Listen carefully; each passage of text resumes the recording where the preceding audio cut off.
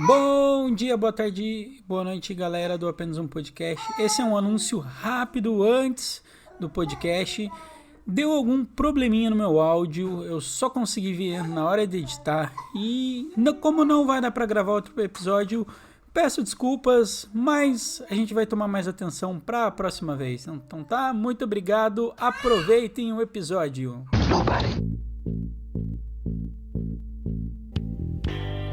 Nobody, I'm a tramp, a bum, a hobo. Two women very important in your life, and you killed them both. Eu saía como se fosse para caçar alguma coisa.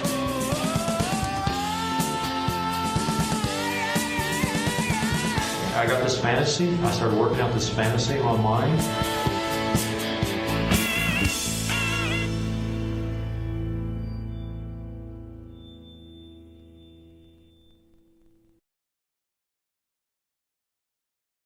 Bom dia, boa tarde, boa noite, galera do Apenas um Podcast. Como é que vocês estão? Eu e a Marisa, a gente está extasiado de felicidade. E por que a gente está tão feliz, Marisa? Porque a gente conseguiu aquilo que a gente estava falando o ano inteiro, que a gente queria, as 1000 avaliações, 5 estrelas no Spotify. Muito obrigada, gente. Vocês não têm noção. Isso é uma coisa, gente, que não é só para deixar a gente feliz, é estético, né? Thiago, abre ali o Spotify 1000 estrelas, né? Dá um senso estético. Exato, tem aquele 1K. Tipo, é muito legal. Muito obrigado, galera. Do fundo do coração. Eu tive num roupante de loucura, vou dizer, um dia que falei, não, vai ser legal ter 1000 estrelas no Spotify, já vou poder chegar e falar, coisa incrível, 1000 pessoas ouviram o nosso podcast falando, vocês são demais, tá aí as 5 estrelas, e aconteceu, a gente conseguiu, antes do final do ano, eu achava que, ontem eu tinha visto e ia falar, nossa, não vai dar para gravar o podcast quarta, mas a gente vai gravar na quinta, e será que a gente vai ter 1000 estrelas? A gente está com 998. Eu falei, eu vou chorar para 2 pessoas, 2 almas caridosas entregarem essas 2 estrelas, mas a gente estava aqui já comendo, nos hidratando para fazer um podcast legal. Tá se preparando para gravar, a gente tá aqui na fofoca e quando eu vejo, eu recebo uma mensagem de uma moça aqui no Instagram, vou até achar o nome dela aqui para agradecer por ter avisado a gente, e ela mandou o print, que foi a Mafalda, gente, muito obrigada, Mafalda, por ter mandado o print, ela que avisou a gente, daí eu falei, não, Thiago, a gente vai ter 1000 estrelas,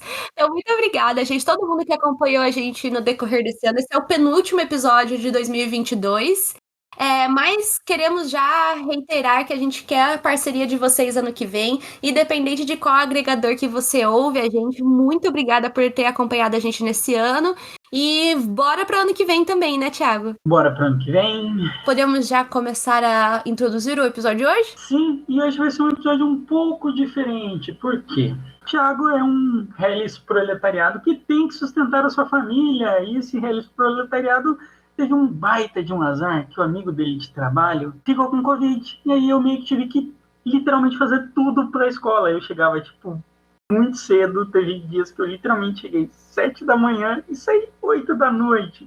Então eu não tive tempo de estudar o caso. Então hoje eu vou dizer que estarei aqui apenas reagindo ao caso. Quase uma live de casos criminais só pra você, que vai rolar hoje, né? Que maravilha. Que honra.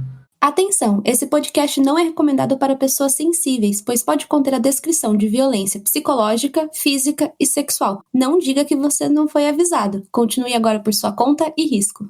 Então assim, gente, o caso que a gente vai contar hoje é o caso do Ronald Gene Simmons, Sr. Olha o nome do cara.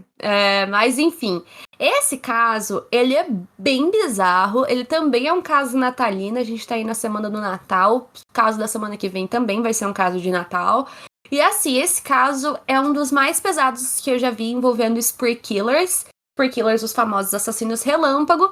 Então bora lá e vamos acompanhar esse caso aí juntos. Pronto, Thiago? Estou pronto. Estou lendo o roteiro e já estou ficando horrorizado. Não pegue spoilers, vamos lá. Então vamos lá, gente. Como eu já falei, o nome do cara era gigantesco. Ronald Gene Simmons Sr. Ele nasceu no dia 15 de julho de 1940 em Chicago e ele era filho do William Simmons e da Loretta Simmons. O pai dele morreu quando ele ainda era pequeno e a mãe dele acabou se casando com outro homem logo em seguida. A gente não tem muitas informações, assim, sobre a infância, os primeiros anos, ou sobre a adolescência. Eu lembro que na época eu tentei pesquisar horrores para achar mais informações.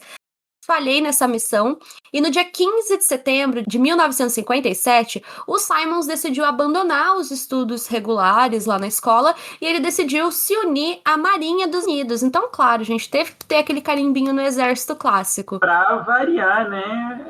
A carteirinha não tá, o bingo não tá completo se não tem uma Forças Armadas, um Exército, uma Marinha ou Aeronáutica, né? Sempre tem que ter. No caso dele, a gente não tem muita certeza do carimbo da infância traumática, mas a gente tem um pai que morreu muito cedo, né? Mas tem que ter um carimbinho pelo menos, né? Então, assim, nas Forças Armadas, ele acabou indo pra vários lugares diferentes, né? Então, ele tava lá em Chicago, que foi onde ele nasceu. Daí ele foi pra Washington, onde ele conheceu aquela que seria a futura esposa e a mãe de seus filhos. O nome dela também era gigantesco, era Bersab Rebecca Ulibarri. Não sei, falei tudo errado o nome dela, mas eles chamavam ela de Becky. Basicamente, eles se conhecem em Washington e se casam depois no Novo México, no dia 9 de julho de 1960. E foram 18 anos de casamento, gente. Um casamento aí bem longo, que vai acabar de uma forma que eu já adianto que não vai ser nem um pouco boa. Vai acabar de uma forma muito trágica. E o casal teve 7 filhos juntos. Depois de um certo tempo, gente, ele teve que abandonar a Marinha e ele decidiu mudar, né, da Marinha, na verdade, para as Forças Aéreas. E foi na Força Aérea que ele teve uma longa carreira militar, gente. Foram 20 anos prestando serviço para o Exército e ele chegou a ganhar várias medalhas de honraria, né? Como a Medalha da Estrela de Bronze, a Cruz da Galantaria da República do Vietnã, pelos seus serviços como aviador, a fita da Força Aérea por excelente atirador. Então, assim, o cara era muito bom pilotando avião, ele era um ótimo atirador. Então, assim, ele tinha uma noção gigantesca de armas. E depois de muito tempo trabalhando nessa área, ele oficialmente se aposentou. Ele se aposenta oficialmente no dia 30 de novembro de 1979, com o posto de sargento-chefe. Eu não entendo nada de exército, não sei onde começa, mas sargento é um posto bem alto, né? Eu acho que é um posto mais intermediário, sendo bem sincero. Mas uma coisa que eu não sei se rola nos Estados Unidos, mas aqui no Brasil, se você tem, tipo, condecorações, a sua aposentadoria vai melhorando, assim. Então, tipo, ele pode ser que ele tivesse uma aposentadoria muito boa, por ter várias dessas estrelas, ainda mais porque ele trabalhou em duas forças. E uma coisa que eu propriamente tenho que falar, que no Brasil a gente dá mais, digamos, ênfase ao exército, né? Tipo, teoricamente, dentre as 3 forças é o que sempre tem os generais 4 estrelas, é o que é mais badalado, vamos por assim dizer. Mas nos Estados Unidos, os Mariners, que é tipo a Marinha Americana, é uma das forças que está mais, digamos, uma das mais badaladas, porque justamente eles estão em todo lugar do mundo. Tipo, então esse cara deve ter ido para tudo que é canto do mundo, e ainda ser aviador é a mesma coisa, porque, tipo, mariner e aviador, volta e meia, tem caças que, tipo, ficam em alto mar. Então, ser mariner e ser aviador é uma coisa, tem vários pontos de convergência. Então eu acredito que é por isso que ele se deu tão bem saindo da Marinha e indo para aeronáutica. Então é uma coisa que faz muito sentido para mim. Então assim, gente, por mais, até que ele arruma uns outros empregos depois, eu não sei se ele é o tipo de senhor que se aposenta e não sossega, sabe? Meu avô é meio assim, meu avô é aposentado, mas ele não sossega, assim, ele sempre tem que estar fazendo alguma coisa, ele sempre quer trabalhar e tal, não sei se esse era o caso dele. Fora que também, né, gente, por mais que a pensão não, né, a aposentadoria. Isso, por mais que a aposentadoria dele fosse grande, eram 7 filhos e uma esposa, né? Então, assim, Thiago tem um bebê e já me conta uns precalços aí da vida. Imagina ter 7 de uma vez, né? Então, eu não sei se de repente isso fez com que ele fosse atrás de outros métodos de ganhar dinheiro. É uma grande possibilidade, eu acho. Olha, vou dizer que ter um filho é bem caro. Acho que indiferente caro, né, da gente? época. Isso com certeza. Eu tenho uma filha peluda, né, de pelos, né, minha cachorrinha, e já é um gasto gigantesco, né?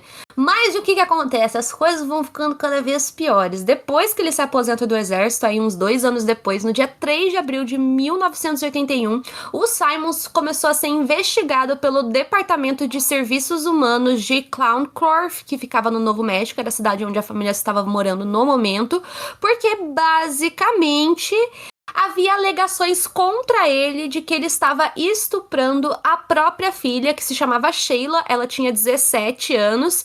Então começou a ser vazada essas informações de que ele estava abusando da própria filha e que, além de tudo isso, ela tinha engravidado e tido um filho com o próprio pai. Olha isso, gente, isso só é o começo. E assim, gente, já adianto, isso tudo era verdade. Ele de fato abusava sexualmente dessa filha em específico e ele teve uma filha, se eu não me engano, com ela. Então, quando essas alegações começam, ele foge para uma outra cidade que ficava também no Novo México, isso no finalzinho de 1981.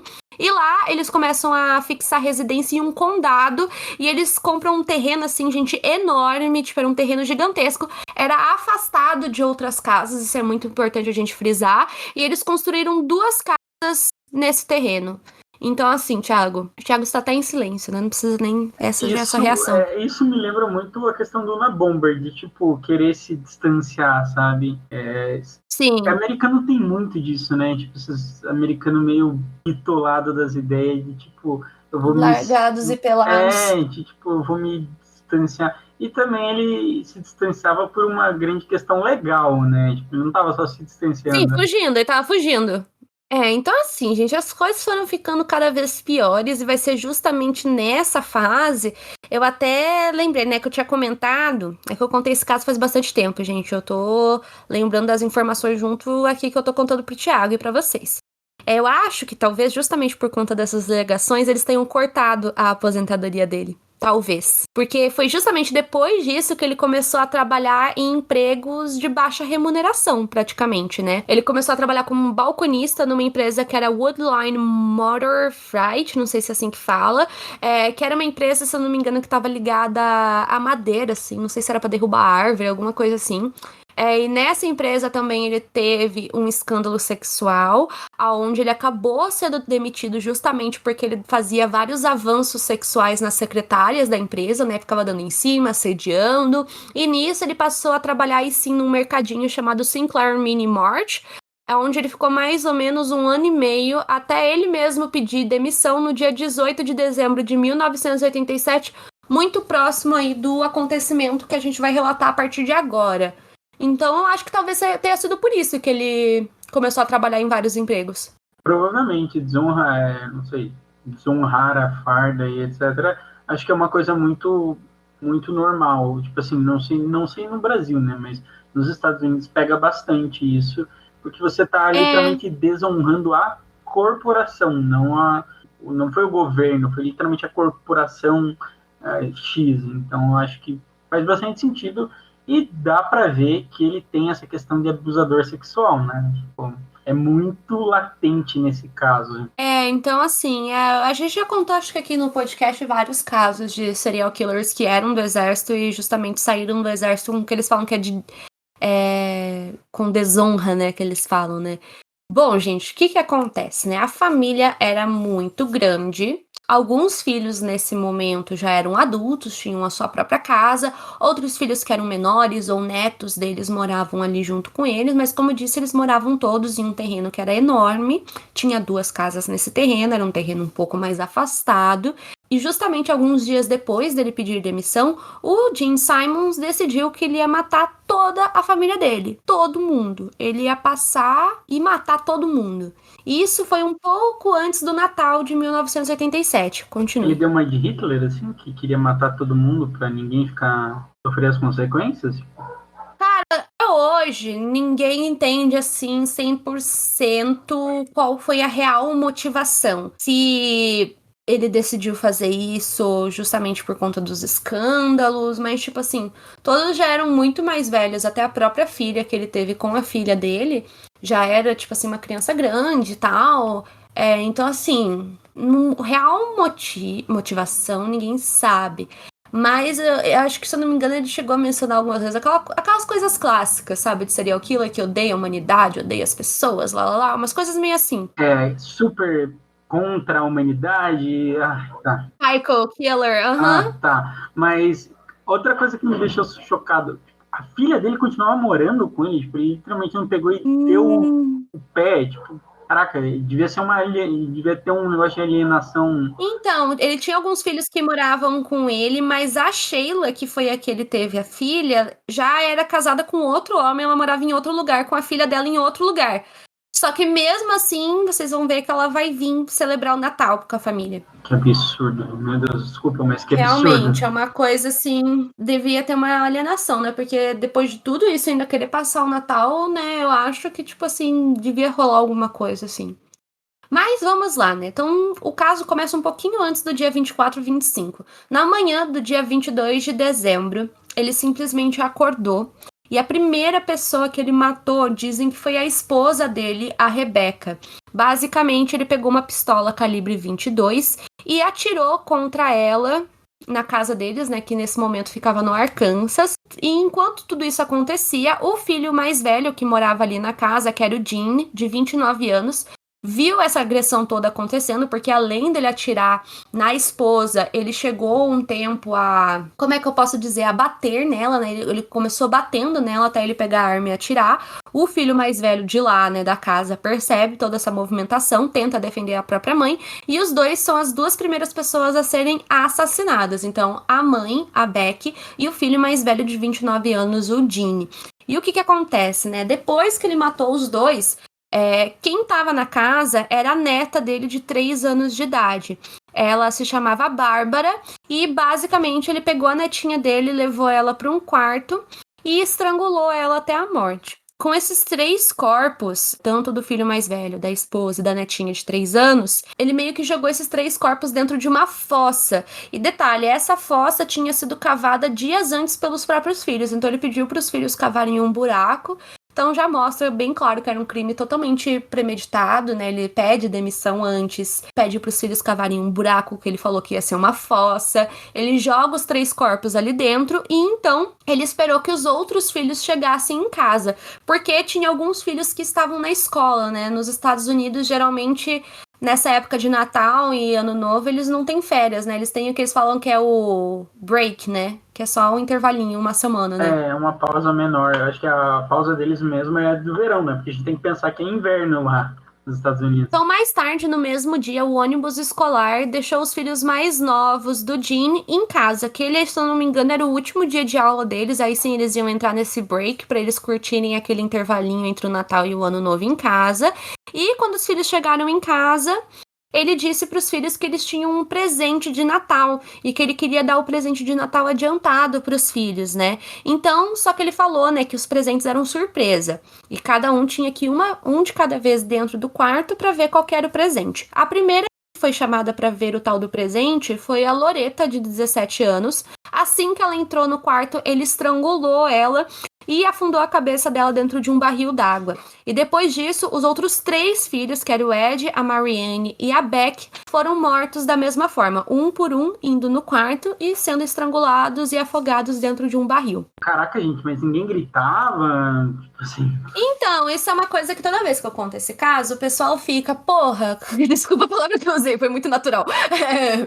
Como que ninguém ouviu? É porque, como eu falei, a casa era muito afastada de outros vizinhos, sabe? Tipo, tinha vizinhos, mas era, tipo, no meio do mato, sabe? Eu acho que, assim, eram filhos, que tirando a Loretta de 17, os outros 3, se eu não me engano, eles eram bem pequenininhos. Então, eu não sei, assim, qual que foi o sistema. Eu acho que como eles eram muito pequenininhos, eram, tipo, crianças, assim, tipo, de 8 anos, mesmo se gritasse, eles percebessem que tivesse alguma coisa acontecendo... Entendi, eles não tinham muita consciência disso tudo. Eles também não tinham muito como se defender. Fora que, tipo, alguns ele matou por estrangulamento e outros ele enfiou a cabeça num balde d'água, né? Então, quando a pessoa tá num balde d'água, o máximo que ela vai ficar fazendo é fazendo blá, blá, blá, né? Não vai ter o grito mesmo. Entendi. Porque tem outro caso que eu contei, uma vez em live... Não lembro o nome dele agora, mas é daquele que eu não sei se você conhece, que ele entra numa escola de enfermagem e mata um monte de enfermeira.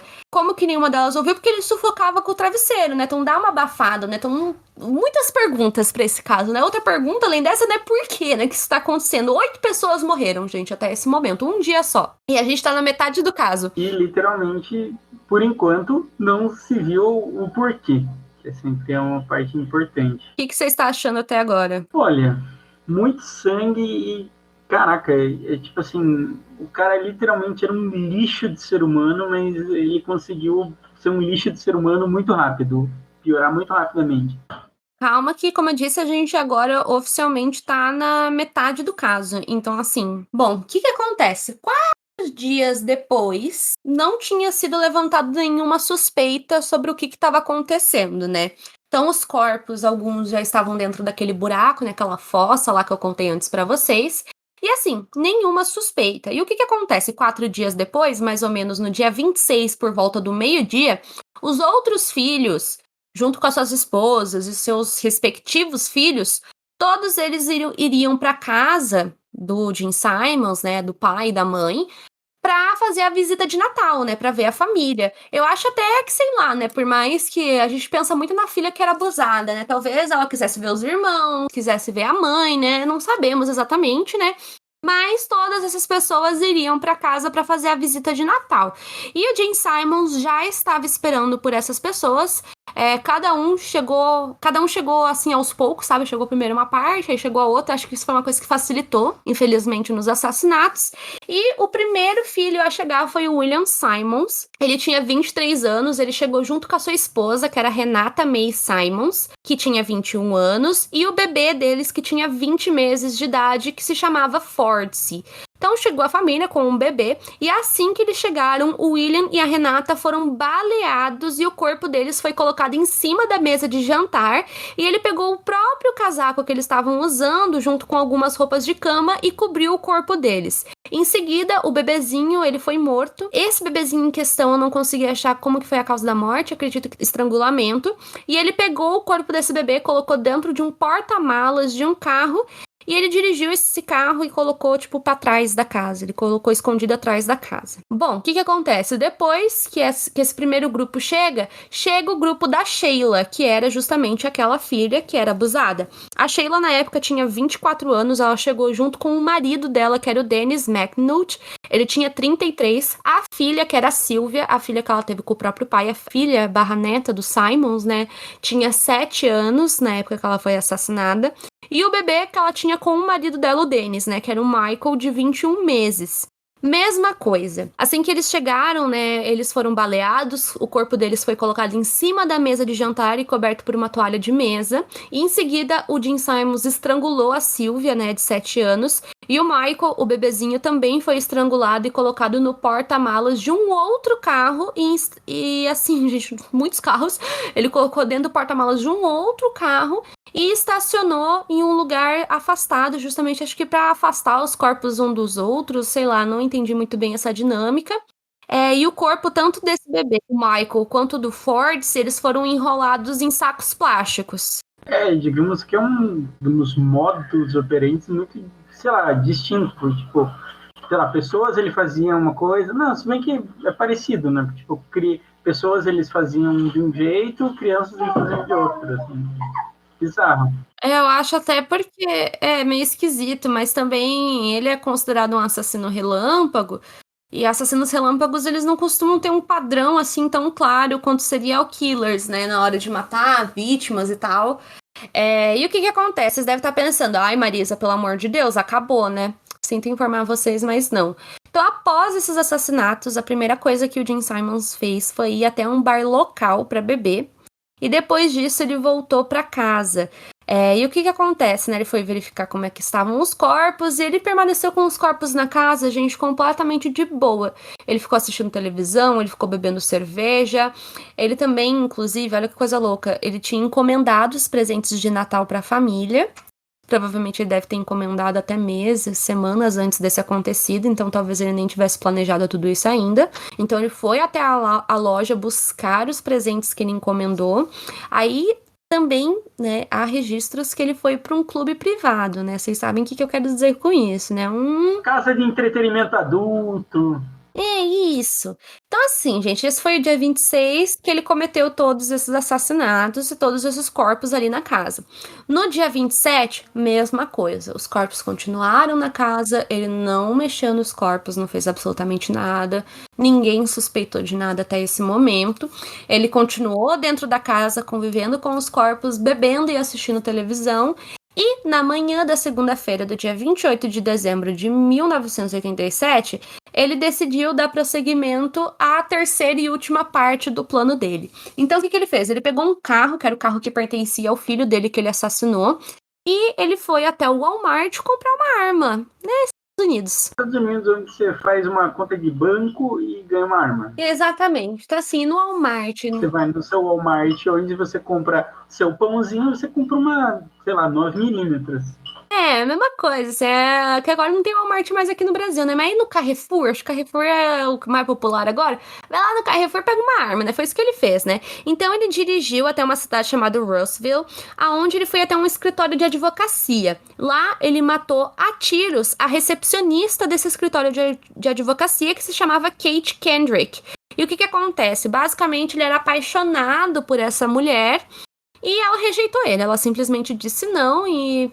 Infelizmente, né, vocês sabem o que acontece quando mulheres dizem não nessa sociedade, né? É meio foda, tem vários casos que a gente já contou semelhantes, então ela foi assassinada pelo Jim. E em seguida, ele foi até o escritório de uma empresa de petróleo que ele já havia trabalhado anteriormente, onde ele matou um homem chamado D-Day Chaffin e também acabou ferindo o proprietário dessa empresa, que era o Russ Taylor. E antes de sair do prédio, ele chegou a tentar atirar em um outro funcionário, porém ele acabou errando o tiro. Ele foi até uma loja de conveniência, onde ele também havia trabalhado anteriormente, aquela mini mart que eu falei lá no começo, onde ele atirou e feriu 2 pessoas, nenhuma delas morreu, mas ficaram feridas. E ele foi até o escritório daquela empresa que eu disse pra vocês, que ele trabalhou, que era Woodline Motor, sei lá o que, onde ele atirou e feriu uma mulher chamada Joyce Butts. Ele acabou ferindo ela na cabeça e no peito. E depois que ele matou ela, Thiago, o que você acha que aconteceu? Não sei se você leu. Você leu o que vai acontecer agora? Não, eu só quero fazer um comentário. Basicamente, ele é uma pessoa extremamente rancorosa e extremamente amargurada, né? Porque, tipo, literalmente ele conseguiu... Sim. E pra todo mundo, tipo, assim, olhou feio pra ele e já tá matando, né? É isso que me pareceu nesse caso. E o que você acha que vai acontecer agora? Avaliando os casos, assim. Ele vai se matar? Não, gente. Não, fiquei surpresa agora. Pasmem, sabe o que ele vai fazer? Ele simplesmente, né, ele tava nessa empresa, ele foi até o escritório, ali onde ficavam os telefones. Ele ficou conversando com as secretárias lá e pediu o telefone pra que ele mesmo ligasse pra polícia. Elas sobre a mira de um revólver estavam, né? Mas elas deram um telefone pra ele e ele simplesmente disse: vim fazer o que queria fazer e está tudo acabado agora. Consegui todo mundo que eu queria machucar. Então ele confessou os crimes, falou que ele já tinha terminado, não tinha mais ninguém que ele queria machucar, ninguém mais que ele queria matar, então a polícia simplesmente poderia ir lá e prender ele. Ficou em choque. Ele literalmente deu uma de Ed Kemper, assim, tipo, cansei, vou falar meus crimes. Bom, provavelmente ele nem era investigado, né, nos crimes do Ed Kemper, como não era... Não. Como ele era um spree killer, ele matou tudo muito rápido, em muito pouco tempo. A polícia nem devia saber o que estava acontecendo até esse momento. E é até bizarro, mas também ele saiu matando todo mundo, tipo assim, tudo bem, a família dele teve espaçamento? Teve. Mas literalmente não tinha ninguém para investigar, não tinha vizinho. A família, tipo, ia demorar muito até que percebesse. Eu acho que também só ia perceber pelos filhos que foram visitar ele. Provavelmente alguém da família de lá ia notar alguma coisa, mas ia demorar mais, assim. Ou empresa, trabalho. Alguma coisa assim. Aí esses que ele matou na rua ia ser uma coisa mais imediata, mas eu acho que ia ser mesmo assim, supondo assim, se ele atirasse todas as pessoas e fugisse. Ia demorar pra polícia associar que essas mortes dessas pessoas do dia 27 estavam relacionadas com a família, eu acho. Então, assim, foi exatamente isso que ele fez. Ele ligou pra polícia. Quando eles chegaram, ele mesmo entregou a arma, ele se rendeu e não teve nenhum tipo de resistência.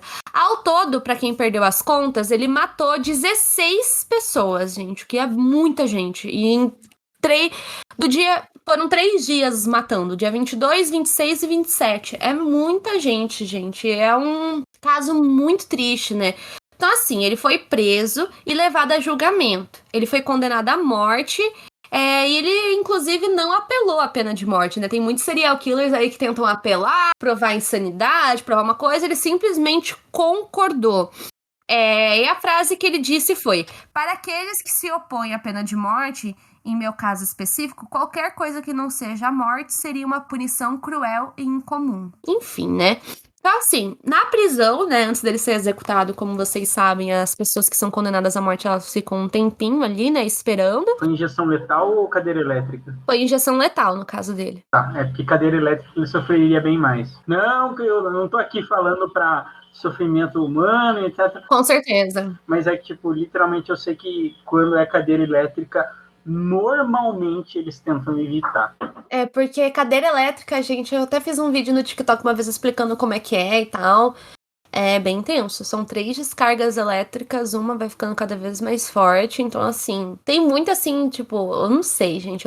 Faz muito tempo desde a última vez que eu tomei um choque, assim, então eu não vou lembrar muito bem. Mas a injeção letal também tem muita polêmica se a pessoa realmente não sente nada, afinal ela tá anestesiada, enfim, tem gente. É muito complexo, né, gente? Mas enfim. Na prisão, né, como eu tava falando antes, geralmente eles ficam um tempinho esperando até chegar o dia da execução. Ele foi mantido separado dos demais detentos, porque ele foi considerado uma pessoa muito perigosa. E ele finalmente foi executado no dia 25 de junho de 1990 por injeção letal. E aí, Thiago? Momento 5 centavos. 5 centavos. Qual os seus comentários sobre esse caso? Você já conhecia, você já tinha visto? Ou assim, Marisa, nunca ouvi falar? Eu nunca ouvi falar, e aí eu fui, como eu sou curioso, a primeira coisa que eu fiz é peguei, joguei no Google e queria ver a imagem dele, né? E qual foi a minha primeira descrição sobre ele, Marisa, que eu fiz pra você? Vibe Charles Manson. Sim, ele tem uma vibe mesmo. Eu achei bizarríssimo a questão dele, tipo, ir nos lugares, tipo, comer, ficar assistindo televisão, como se nada tivesse acontecido, tipo, de verdade. Insanidade aí, sei lá, assim, claro, e assim tentam fazer isso, mas dessa vez ele nem tentou. Mas, cara, que maluquice, sabe? Tipo, que coisa desconfortável, no mínimo. E outra coisa, assim, desculpa o que eu vou falar agora, talvez soe meio preconceituoso, assim, meio absurdo, mas é uma coisinha, assim, que você... Esse caso poderia ter acontecido em outro lugar que não fosse os Estados Unidos? Não. Porque, cara, esse caso, assim, é a cara dos Estados Unidos, eu não sei explicar. A gente vê várias coisas, assim, bem da cultura dos Estados Unidos, essa coisa do exército, cultura, né? Cada país com a sua cultura, né? Mas, enfim, compra arma no Walmart, assim. Eu lembro quando eu li, assim, foi uma coisa que eu pensei, tipo, isso daqui é uma coisa muito Estados Unidos, cara. Infelizmente, é muito absurdo. E é aquele caso, né, que a gente pensa se não poderia ter parado antes, né? Infelizmente, é um caso que eu penso. Se a polícia tivesse ido atrás dessa questão do abuso da filha, eu acho que, infelizmente, eu não sei se ele pegaria uma prisão perpétua ou alguma coisa do tipo por esse caso só. Não, que pior que não. sabe o que eu acho que ia acontecer? O que sempre acontece nesses casos, que o cara vai lá, se faz de rogado, aprende sabe como funciona na prisão, porque o cara já teve esse treinamento militar. Então, tipo, assim, ele sabe cumprir ordens, tipo, pegar... Ele ia entrar no sistema, ia cumprir exatamente as ordens dele, ia ficar, tipo, sei lá, ia pegar, 15 anos, ia ficar, tipo, 5 anos e sair, sabe? Bom, às vezes eu tenho um pouco de dúvida, eu me questiono muitas vezes sobre prisões que são feitas. Cara, tem muita prisão que é, tipo, absurdo, o cara devia estar há muito tempo na cadeia, ele foi, tipo, pouco tempo e comete coisas piores ou igualmente horríveis. Então, assim, mas ainda fica aquela coisa, aquele famoso e se que a gente tanto fala, né? Será que teria sido diferente? Infelizmente, a gente nunca vai ter essa resposta, mas eu acho esse caso simplesmente absurdo, é uma dor imensa, na minha opinião. Pensar que foi uma família inteira, sabe? Não foi um ou outro, não. Foi a família inteira. E, como você disse, ele é uma pessoa extremamente rancorosa. A gente vê o que o rancor, o que a raiva leva uma pessoa. Ele simplesmente decidiu que ele não ia levar só a família dele, né? Só entre 1 milhão de aspas, tá, gente? Que era, cara, criança. Porra, muito pesado isso. Mas também qualquer pessoa que fez mal pra ele. E, assim, o número de vítimas teria sido maior. Aqui também teve pessoas que ficaram feridas e assim, conseguiram sobreviver. Mas assim, cara, é muito absurdo, é muito pesado e... Nossa, eu fico de cara, assim, com esse caso. Eu lembro que conheci esse caso ano passado, quando eu fui fazer uma live de Natal também. Aí eu fui pesquisar casos que aconteceram no Natal. Aí eu comecei a ler esse caso, tipo, da forma que eu contei agora, sabe? Lendo aos poucos, conhecendo passo a passo, assim, de tudo que aconteceu. O primeiro capítulo, o segundo, o terceiro. E eu ficava cada vez em choque, porque você fica assim, cara, mas não acaba. Ninguém faz, não acontece nada. Então, assim, tipo, cara, é meio misterioso também, né? Tipo, porque tem aquela coisa como que ninguém ouviu, como que ninguém percebeu. Mas tem toda a questão, como eu disse, que eles moravam afastados. Eram crianças muito pequenas que não tinham como se defender. Então é complicado. Nossa, eu tô falando Oi, aqui Thiago? e nada. E tá desligando. Então, pra variar, eu fui nesse site aqui chamado Find the Grave, pesquisar sobre ele. Tem várias informações, tem fotos e etc. Tipo, tem os cônjuges, os filhos, aí tem fotos deles e tal. E aqui, no próprio site, diz que ele é um assassino em massa, né? Tipo, mas se for categorizar ele corretamente, acho que sai mais para um spree killer, né? Falando de uma terminologia mais atual. Mas aqui diz que ele foi o maior assassinato de massa, assassino em massa familiar da história americana. Quantas pessoas você disse que ele matou da família dele no total? Nossa, da família dele foram 8 no primeiro dia, mas 6 no segundo, né? 2 filhos depois, aí os netos, foi bastante gente. Tipo, incluindo membros da família, foram 14, tipo... Caraca, é muita gente. É muita gente. De verdade mesmo. E, pô, é mó foda, porque tem, tipo, aqui tem a foto da família e é basicamente assim, todos os filhos que tem aqui, tipo, foi ele que matou, tá ligado? É absurdo, né? Por isso que eu falei, é um caso muito... é muito chocante, é muita coisa pra pensar, sabe? Caraca, nossa, e é muito chocante, tipo, tem a lápide, acho que deve ser de, pelo menos em memória, a família dele, tipo assim, em memória dessas vítimas, e aí tem, tipo, o nome de todas as vítimas e a idade delas. E, tipo, cara, é muito absurdo, porque, tipo, cara, tipo, gente de 46 anos, gente de 17, gente de 8, e gente que tinha, tipo, 20 meses, gente que tinha 3 anos. Então, tipo assim, cara, ele não tava nem aí pra nada, ele só saiu matando geral. Exato, por isso que eu falei que esse caso é, tipo... muito difícil de digerir muitas coisas, muitos pensamentos, assim. Literalmente você acabou com a sua família. Nossa, é muito bizarro, de verdade. Isso que eu penso, assim, não sobrou uma pessoa da família, gente, não sobrou. Ele matou todo mundo. Ele fez questão de matar todo mundo. Todo mundo. Netos. E com certeza ele se aproveitou do Natal justamente por isso. Que é uma data que todo mundo ia estar lá, todo mundo ia vir. Isso é muito pesado. E ele, literalmente, pro plano dele, eles chegarem em tempos diferentes, ajudou demais, né? O plano dele e ainda, tipo, não enfrentar as consequências da outra pessoa resistindo, sabe? É que, claro, com certeza uma pessoa com uma arma versus pessoas que estão desarmadas é muito difícil, né? Mas se, por exemplo, todos eles tivessem chegado ao mesmo tempo, iam ser mais pessoas adultas. Pelo menos essas pessoas adultas poderiam, sei lá, jogar as crianças pra fora e falar, sai correndo daqui. As crianças conseguissem andar, no caso, né? Sai correndo daqui, por aí vai. Poderia ter, sei lá, mudado alguma coisa, mas é muitos detalhes, assim, desse caso que eu fico pensando e, nossa, sei lá, minha cabeça vai parar em outro lugar, assim, sabe? Foi bem chocante ver essa questão da lápide, da família do cara, então... Foi um episódio pesado. E, cara... Foi. Mas semana que vem estaremos aqui de novo com mais um caso pra vocês. Eu gostaria de agradecer novamente as 1.005 estrelas no Spotify. Muito obrigado, galera. Continuem ouvindo. E Feliz Natal pra todos, né? Feliz Natal. O próximo episódio já vai ter passado o Natal, então Feliz Natal pra todo mundo. Espero que o Papai Noel traga os presentes que vocês querem.